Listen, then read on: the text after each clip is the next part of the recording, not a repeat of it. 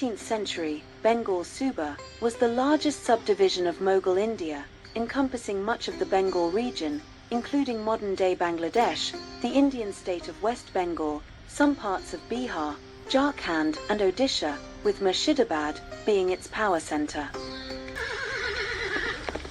With Alivardi Khan's accession, began the rule of the independent Nawabs of Bengal, as the authority of the Mughal Empire in Delhi had by that time been practically reduced to insignificance.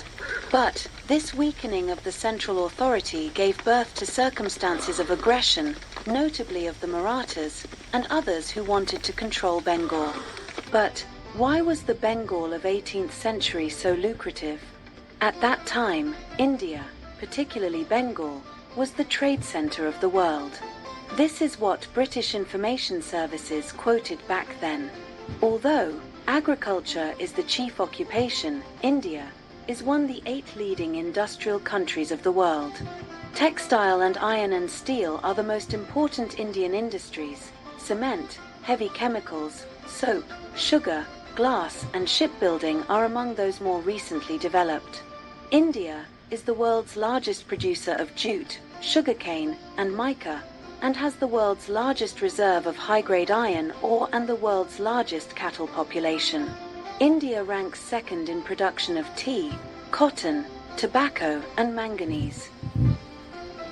Bengal Suba, the region by the river Ganges, was one of the most fertile regions producing high-quality rice, sugar, saltpeter, textiles, spices, silk, opium and indigo and more. For example, one single market near Murshidabad was said alone to handle 650,000 tons of rice annually. The region's export products, sugar, opium and indigo, as well as the textiles produced by its 1 million weavers, were desired all over the world. It caught attention of not only native rulers, migrant merchants, but also European powers. The region became a base for not only the British East India Company, but also the French, Dutch East India Company, Danish and Austrian East India Company, and the Ostend Company, all keen to engage in trade with India, and particularly Bengal. Ever since Alivardi came to power, he bravely and relentlessly fought back, thus protecting the region from any external invasion. During the later part of his 16 years' reign, he turned his sole attention from war and protecting territories to rebuilding and restoring Bengal. He gave equal attention to all his subjects, irrespective of their caste, creed, or religion.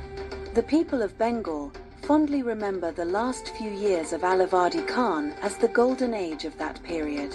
In the words of the brilliant historian Ghulam Hussain Khan, Alivardi's attention was so intensely given to maintaining the peace and security of his subjects, and of the farmers especially, that none of them can be said to have been so much at ease on their father's knees or their mother's lap.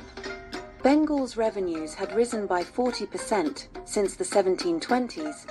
Siraj, the grandson of Alivardi, was regarded as the fortune child of the family, natural heir to the throne, and was trained by Alivardi himself.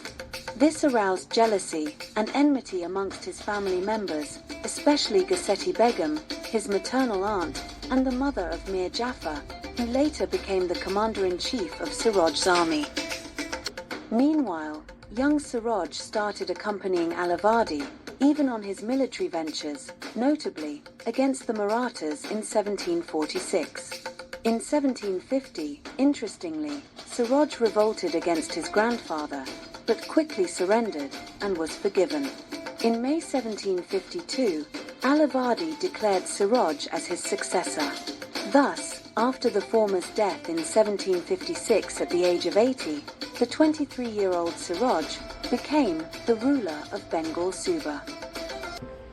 Before the colonial rule, India was one of the wealthiest countries of the world, home to some of the richest people in history.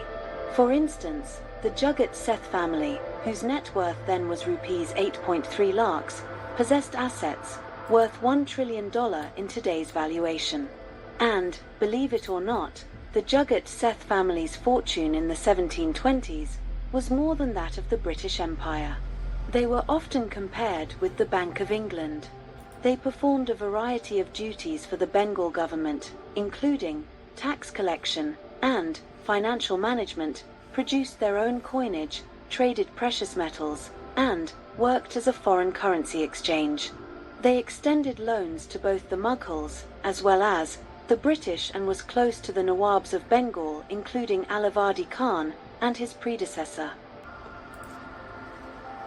Fatih Chand notably earned the Mughal emperor's favor, who bestowed the title of Jagat Seth or Bankers of the World to him, after which the entire family was referred to as the Jagat Seth family.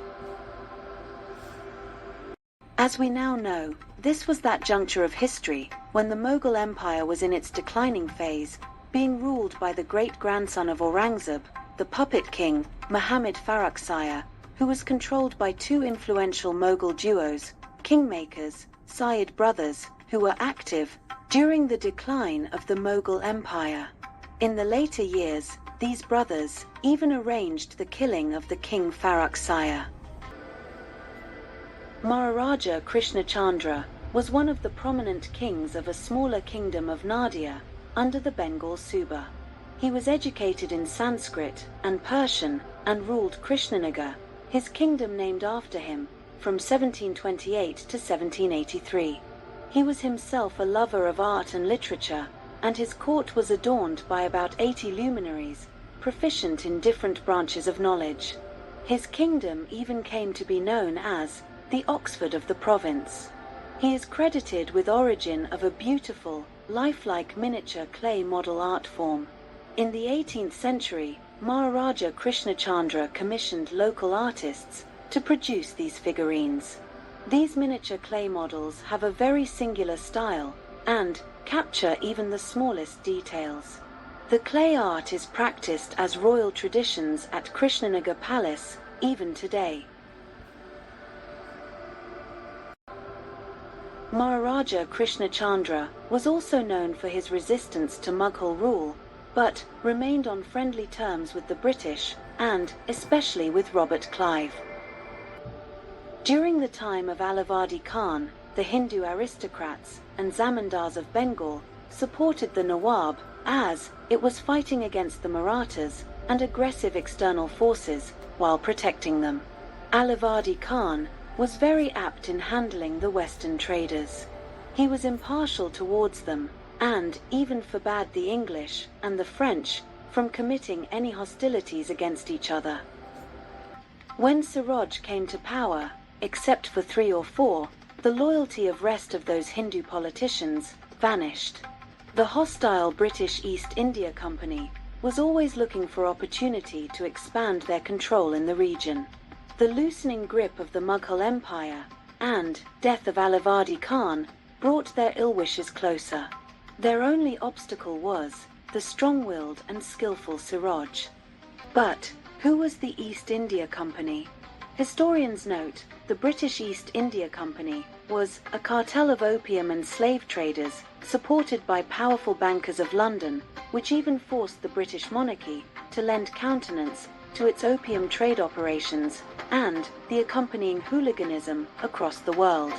By 1732, the rowdiness and insubordination of the English opium traders had reached such monstrous proportions that direct instructions from London were defied with impunity. In 1756, the English began fortification, reinforcing troops at Fort William and to siege Calcutta. Siraj was infuriated. He asked the English to stop their fortifications, and when they ignored him, his army attacked the fort and its neighboring church. On June 26, 1756, the British forces surrendered. Calcutta was renamed Alinagar, and a mosque was ordered to be built inside the fort. The Nawab captured the British enclave in Kosimbazar near Murshidabad and imprisoned many British officers, including a young Warren Hastings. In Fort William, about 70 officers and soldiers of an English company, which included Indian, Portuguese and Armenian soldiers as well, were herded into the fort's small prison.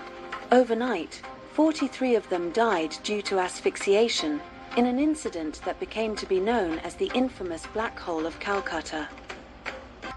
On the other hand, Siraj's enmity with the Jagat Seths was taking its course.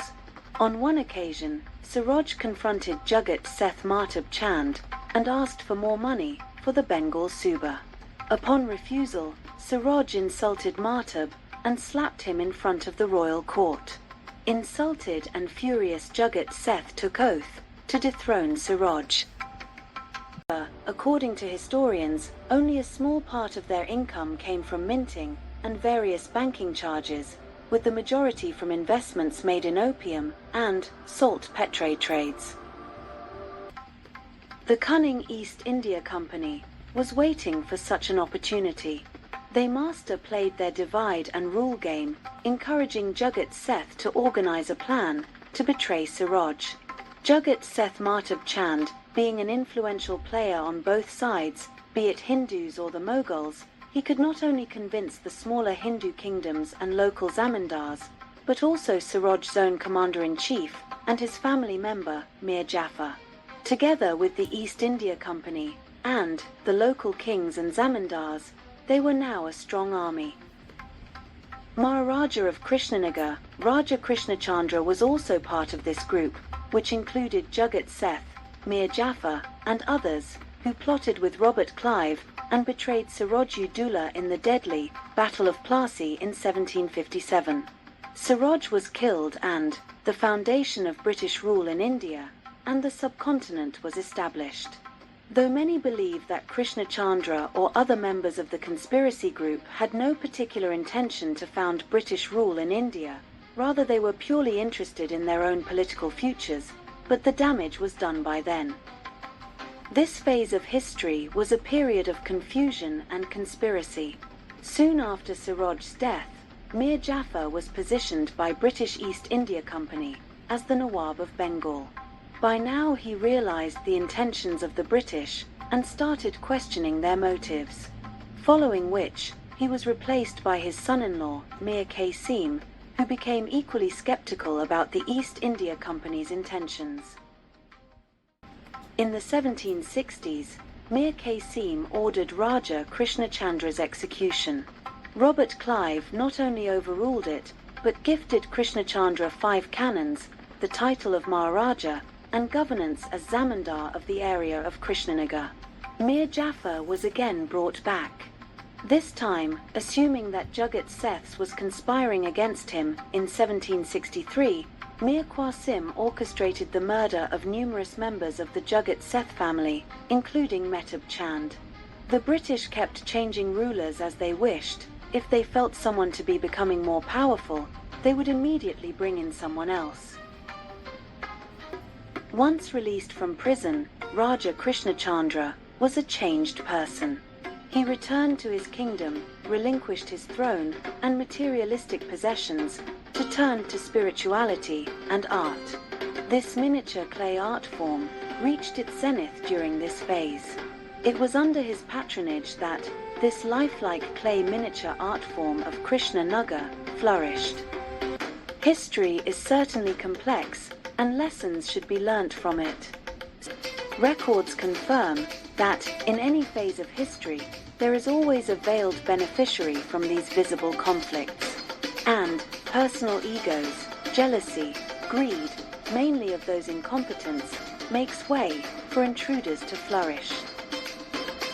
While characters of the past have vanished from the face of the earth, these timeless artworks remain as a reminder of the yesteryears.